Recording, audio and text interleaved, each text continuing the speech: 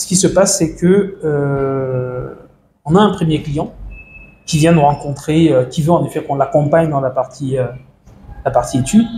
Donc, on va mettre à disposition un architecte, tous les ingénieurs génie civil et autres. Plus tard, le client est confronté à une difficulté.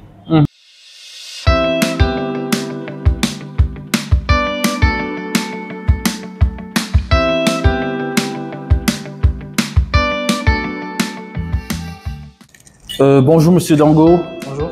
Merci beaucoup de nous accueillir dans vos bureaux. Donc, bienvenue chez notre chaîne Devenir propriétaire au pays.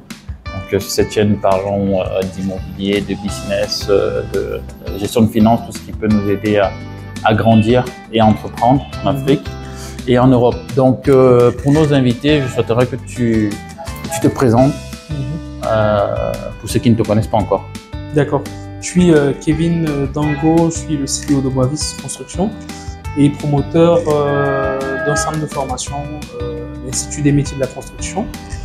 Donc, je suis ingénieur mécanique à la base, mais c'est vrai qu'aujourd'hui, j'ai un parcours qui est assez atypique parce que j'ai travaillé dans l'informatique et aujourd'hui, je travaille encore dans l'informatique, je travaille également dans le BTP. Ok.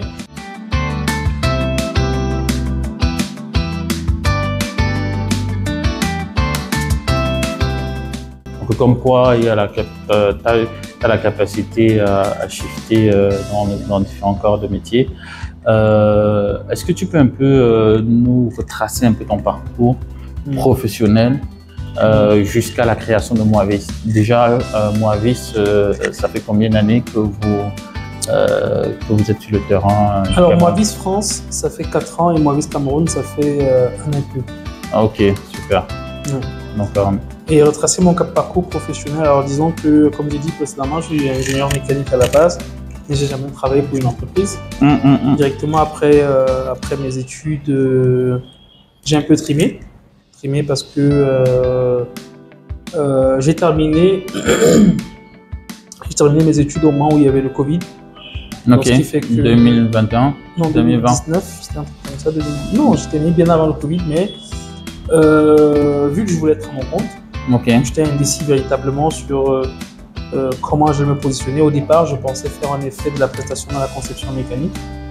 Et j'ai perdu pas mal de temps parce que j'étais en train de rechercher des clients. Je pense une année ou 2 années, un truc comme ça. Et plus tard, le Covid est arrivé. Et à partir du Covid, les entreprises dans la mécanique ont commencé à fermer en cascade. Et il fallait absolument se transformer, il fallait absolument se réorienter. Et grâce à l'aide d'un ami, je me suis orienté dans le management, mais plutôt côté informatique, à travers tout ce qui est management agile et autres.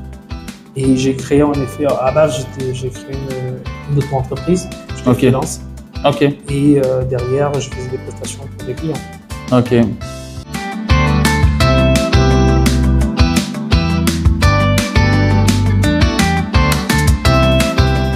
Donc, quand tu as créé l'auto-entreprise, ça a été facile pour toi de pouvoir avoir tes premiers clients, surtout que je suppose que tu n'avais pas encore une grosse expérience. C'est vrai. Alors, il y a beaucoup de personnes qui se posent souvent des questions. Je veux être freelance, mais je suis jeune diplômé. Est-ce que je peux attaquer le marché ou pas? Très bien. Alors ça, c'est une très très belle question. Alors, l'avantage que j'ai eu, que peut-être les autres n'ont pas, c'est que moi, j'ai été inséré dans le système par un ami. Donc, ce qui fait que la tracasserie que les autres ont au début, quand ils deviennent freelance, moi je ne l'ai pas forcément eu parce que directement derrière, j'ai un ami qui avait en effet quelques petits couloirs comme ça, il m'a inséré dans le système. Et plus tard, ça a été facile pour moi de me déployer. C'est vrai que partant de la mécanique, alors ce que je ne dis pas, c'est que étant en mécanique, je faisais déjà de la gestion de projet. Donc, ce qui fait que switcher dans la gestion de projet agile, ce n'était pas forcément très compliqué pour moi. Mais j'ai quand même beaucoup cravaché derrière. J'ai beaucoup travaillé parce que derrière, n'ayant pas forcément une grosse expérience, il fallait absolument satisfaire les clients. Mais c'est vrai que je me suis fait aider également par des coachs agiles, des mentors, ça et là, pour pouvoir en effet, j'ai envie de dire, gagner la confiance des différents clients que j'avais.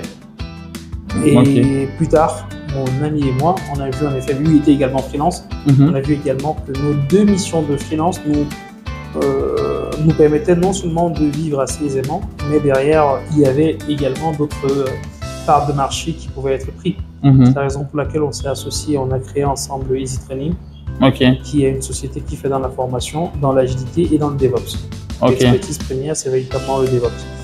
Et voilà comment on a également employé d'autres personnes dans ce monde de la formation. Donc, ce qui faisait que moi, j'avais toujours mon auto-entreprise, lui, il avait son auto-entreprise, et après, il y avait une petite fusion qui était Easy Training. Donc, voilà comment on a évolué. Et Easy Training continue à se déployer aujourd'hui? Exactement, oui.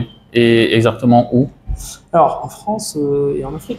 Ah, super. En Afrique, on a des clients partout. On a des clients en France, on a eu des clients au Luxembourg, en Suisse, en Côte d'Ivoire, au Cameroun. Donc, voilà. Ah, du coup, c'est un accompagnement que vous faites à distance? Ou bien... Alors, en distance et en présentiel, ça dépend. En Côte d'Ivoire, on a travaillé avec Orange. Donc, on est allé sur place former les ingénieurs d'Orange. En France, on a travaillé avec plus d'une 50aine de sociétés. Voilà. Et on a également la plateforme e-learning qui, elle, va accompagner également les personnes qui veulent en effet découvrir l'agilité ou alors qui veulent se former dans le monde du cloud et du DevOps. Voilà. Super.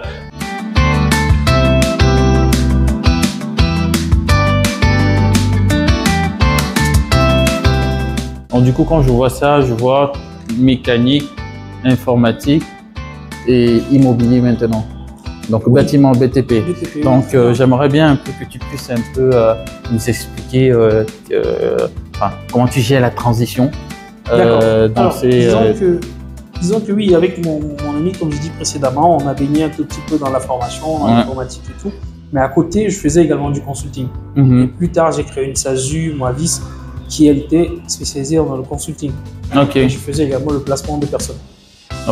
Ça c'est en France. En France, exactement. Dans le domaine toujours de l'informatique. De l'informatique, exactement. Donc plus tard, ce qui se passe, c'est que je viens au Cameroun pour un voyage et j'ai des projets immobiliers, je vais acheter des terrains, des trucs comme ça. Et je me rends compte en effet qu'il y a beaucoup de difficultés, que ce soit pour l'achat de terrain, que ce soit pour la construction. Les personnes continuellement vont se faire avoir. On va acheter un terrain qui a déjà été vendu à 3-4 personnes par le passé.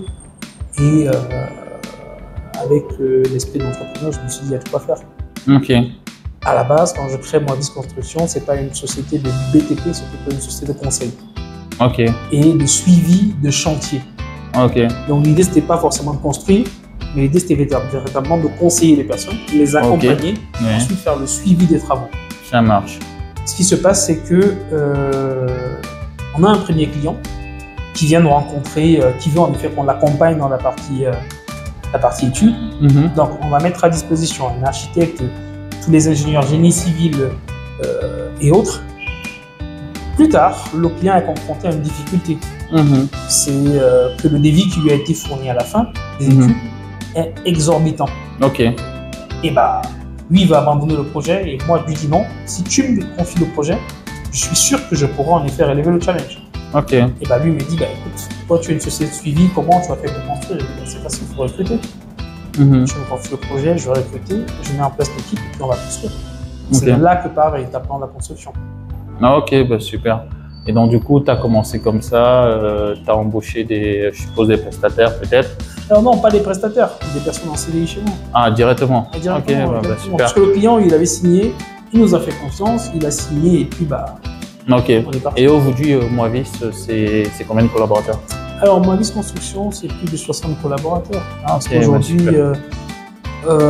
c'est vrai qu'on est une très jeune entreprise, mais j'ai fait le pari de recruter uniquement les personnes qui ont beaucoup d'expérience. Le directeur technique, il a plus de 16 ans d'expérience et j'ai essayé d'organiser véritablement la société. C'est-à-dire qu'on a plusieurs pôles. On a un pôle comptabilité, on a un pôle communication, on a un pôle logistique. J'ai vraiment essayé de structurer ça ainsi. Et après, sur différents chantiers, on a des personnes on a des ingénieurs de suivi sur les chantiers, on a des chefs chantiers. Maintenant, pour tout ce qui est technicien et manœuvre, il y a certains techniciens qui sont les techniciens de l'entreprise. Il y a d'autres qui sont en effet des personnes qu'on va payer à la tâche, d'autres qu'on va payer à la journée. Donc c'est un peu comme ça qu'on a structuré ça. Aujourd'hui, c'est plus d'une 60aine de personnes qui travaillent au quotidien en tant qu'affiliés à Moavis. Ok. Maintenant, s'il faut élargir à tous les prestataires quand ça est là, à toutes les personnes qui viennent pour la tâche, pour la journée, je dirais que vu les différents chantiers, on peut tourner autour de 200 personnes. Ok. Et donc, du coup, Moisy Construction, c'est toujours l'association? C'est une association avec quelqu'un ou alors Non, pour le moment, je suis seul, mais je suis ouvert. Ok, ça marche. Pour le moment, je suis le seul actionnaire, mais je suis ouvert. Hein.